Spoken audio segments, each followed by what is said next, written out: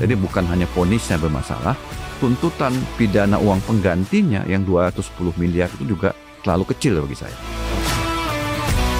Kemarin kita kan udah dengar nih putusan vonis dari Harvey Muiz. 6,5 tahun. 6,5 tahun. Denda 1 miliar dan wajib ganti rugi 210 miliar. Iya, betul. Gimana tanggapan Bapak terhadap ini? Jadi sebagaimana pandangan mewakili kepentingan masyarakat ya, ini memang dinilai terlalu rendah ya. Dari tuntutan 12 tahun, hakim memberikan diskon 5,5 tahun ya. Harusnya kan 12 tahun tuh. Jadi divonis hanya 6,5 tahun.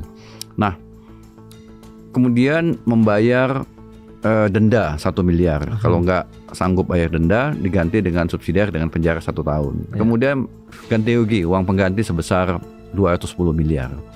Kalau dia tidak sanggup membayar itu, maka kata jaksa harus dipenjara 12 tahun. Kalau dia sanggupnya sebagian, proporsional lah berapa yang dia bayar dan berapa sisanya. Jadi vonis itu memang 6,5 tahun, 1 miliar, dan 210 kalau dia nggak sanggup bayar 210 diganti dengan 2 tahun. Itu kan menunjukkan bahwa sementara kalau kita baca putusan ya secara lengkap, hasil audit BPKP menemukan bahwa dalam putusan itu ya, kerugian keuangan negara itu 300,02 triliun rupiah. Jelas ya, hasil audit BPKP. Itu luar biasa, triliun ya. Sementara vonisnya hanya 6,5 tahun, 200 miliar, dan dendanya 1 miliar, kalau nggak dimasukkan penjara 1 tahun. Jadi saya tidak tahu apa yang ada dalam pikiran hakim, majelis hakim yang memutuskan perkara ini ya. Apakah mereka sudah mempertimbangkan dengan benar ya keadilan ya atas putusan tersebut. Masyarakat dan saya juga menilai tidak adil ya, tidak adil ya. Apa yang menjadi dasar sehingga faktor meringankan menjadi dominan sehingga dia dapat diskon begitu besar? Itu masalahnya Mas Brian. Berarti dalam kasus ini tuh biasanya faktor-faktor apa aja sih Pak yang bisa meringankan kalau dalam kasus seperti ini ya, korupsi yang cukup besar seperti ini? Ya harusnya semua faktor yang meringankan itu memang diidentifikasi, tetapi tidak menjadi dasar untuk memberikan diskon hukuman yang terlalu besar.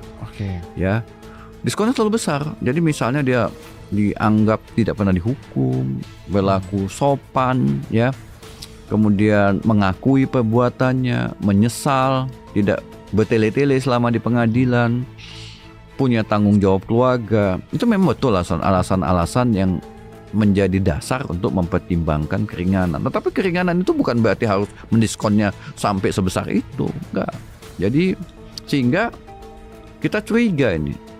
Ya, curiga karena kalau kita lihat putusan-putusan korupsi yang lain juga ditemukan meringankan tapi nggak besar. Berarti dalam sistem peradilan kita di Indonesia ini alasan-alasan meringankan seperti berperilaku baik dan juga memiliki tanggungan keluarga itu berlaku Pak?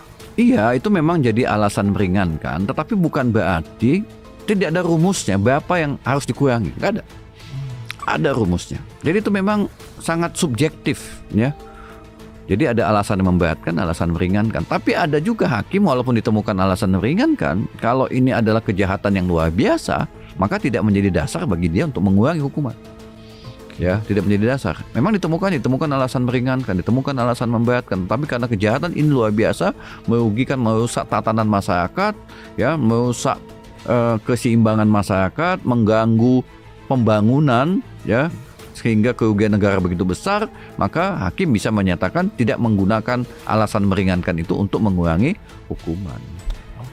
Soalnya kalau dilihat-lihat nggak masuk akal juga ya Pak. Nggak masuk akal. Korupsinya merugikan 300 triliun gara-gara berperilaku baik dipotong setengahnya dari tuntutan. Nanti orang ya tetap aja pura-pura baik di pengadilan supaya dapat diskon 50% ya. Kayaknya semua orang juga kalau lagi di sidang berperilaku baik. Sebagian besar nangis lah, sedih lah, menyesal lah, itu kan semuanya buaya. Ya, walaupun di pengadilan tidak boleh bawa buaya ya, tapi perilaku buaya itu kadang-kadang dibawa ke pengadilan untuk mendapatkan rasa iba. Nah, itu dari hakim. Ini yang perlu kita dalamin. Kenapa hakim menggunakan alasan yang meringankan itu memberikan diskon yang begitu besar? Ya, itu aja masalahnya. Harusnya tuntutan jaksa kan 12 tahun. Harusnya malah alasan memperberat yang digali ya. Nah, karena dia atau intelektualnya. Jadi alasan meringankan itu tidak perlu dipertimbangkan, malah dia bisa ya menambah sepertiga dari tuntutan itu. Hakim bisa memutuskan menambah sepertiga dari tuntutan sepanjang dia bisa menemukan alasan memberatkan. Jadi ini kan tidak alasan berat dieliminasi, malah dia menggunakan alasan meringankan.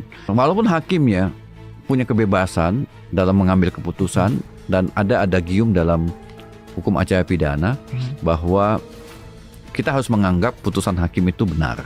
Nah itu dia. Jadi adagium itu sebenarnya berlaku jika hakimnya berada dalam posisi yang benar juga gitu loh. Nah, tapi kalau ada dalam posisi yang tidak benar, ada intervensi, ada angin kiri, angin kanan, ya bawah, ya memang itu sulit dibuktikan, maka kita menyatakan bahwa putusan itu tidak adil dan harusnya tidak dianggap benar gitu loh.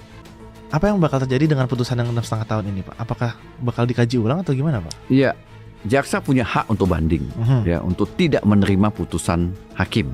Dan saya udah lihat jaksa sudah mengajukan banding dan sudah mensubmit memori banding ya kepada pengadilan tinggi ya DKI Jakarta. Jadi dia udah mengajukan banding. Nanti ketua pengadilan tinggi akan membentuk majelis hakim banding terdiri dari 3 orang hakim. Nah, dia akan memeriksa putusan tersebut baik faktanya maupun penerapan hukumnya ya. Kita akan lihat ya apakah hakim pengadilan tinggi mengkoreksi dan tidak sependapat dengan putusan pengadilan negeri. Kalau dia tidak sependapat dan dia menilai ada kekeliruan, maka bisa jadi hakim majelis tinggi DKI itu, pengadilan tinggi DKI itu akan menggunakan atau memeriksa atau memutus sendiri. Jadi dia punya hak untuk memeriksa dan memutus sendiri. Ya, menyatakan bahwa ada kesalahan dalam penerapan hukum, lalu dia memeriksa dan memutus sendiri, lalu menjatuhkan vonis kepada kepada Harvey Muiz. Kita lihat aja nanti. Ya, mudah-mudahan majelis hakim tinggi itu mempertimbangkan nilai-nilai keadilan yang ada di dalam masyarakat, ya, mempertimbangkan itu sehingga vonisnya tidak seperti yang dibuat oleh 3 hakim pengadilan negeri yang telah memeriksa dan memutus perkara Harvey Muiz tersebut. Harapan Bapak terhadap kasus ini, karena kan kita tahu jaksa juga mengajukan banding ya Pak. Nah, boleh tahu Pak? Iya, saya terkesan juga dengan apa yang disampaikan oleh Pak Prabowo. Ya, kenapa nggak 50 tahun?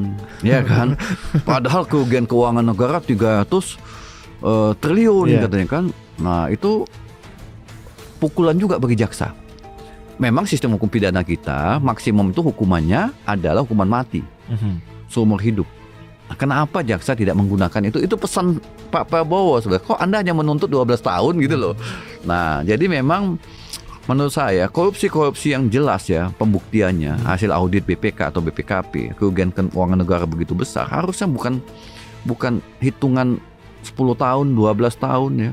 Minimal ya, itu seumur hidup. Lebih bagus lagi hukuman mati. Seharusnya ya. Itu akan membuat pelaku-pelaku koruptor itu tidak lagi memainkan uang kita ini. Kan uang itu dari pajak. Saya juga nyumbang pajak. Berapa gaji saya yang dipotong tiap tahun untuk bayar pajak. Itu juga mereka korupsi. Jadi memang pengadilan itu harus tegas lah ya. Tidak ada hukuman yang di bawah 20 tahun. Harusnya tidak ada. Jadi harusnya pilihannya kalau korupsi itu berapapun nilainya, 20 tahun atau seumur hidup atau hukuman mati. Jadi pilihan vonis yang dijatuhkan oleh hakim adalah demikian. Jadi bukan kecil seperti yang dilakukan oleh jaksa dalam perkara Harvey Muiz.